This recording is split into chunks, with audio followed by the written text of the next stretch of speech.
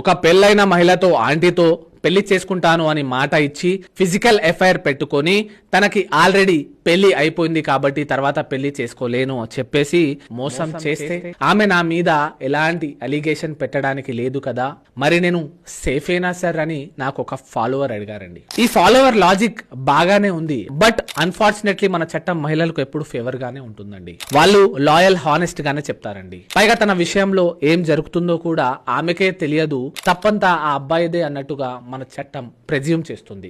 ఆ పెళ్ళైన మహిళ ఒకవేళ ఇతను నా భర్త నుండి డివోర్స్ ఇప్పించి ఆ తర్వాత నిన్ను పెళ్లి చేసుకుంటాను అని మాట ఇచ్చాడు, అందుకే నేను ఇతనికి ఎస్ చెప్పాను, కానీ తర్వాత అతను నన్ను వాడుకొని వదిలేశాడు అని తెలిసింది, జస్ట్ టైం పాస్ కోసం వచ్చేవాడు, నన్ను ఫ్రాడ్ చేశాడు, చీటింగ్ చేశాడు అని చెప్తే మీ పని కథ. పోలీసులు ఎఫ్ఐఆర్ రిజిస్టర్ చేస్తారు. కొన్ని కేసెస్ లో యాంటిసిపేటరీ బెయిల్ దొరుకుతుంది, క్వాషింగ్ ఆఫ్ ఎఫ్ఐఆర్ జరుగుతుంది, కానీ మాక్సిమం ఇలాంటి విషయాలలో కోర్టు యాంటిసిపేటరీ బెయిల్ డినై చేస్తుంది. డైరెక్ట్ అరెస్ట్ అవుతారు.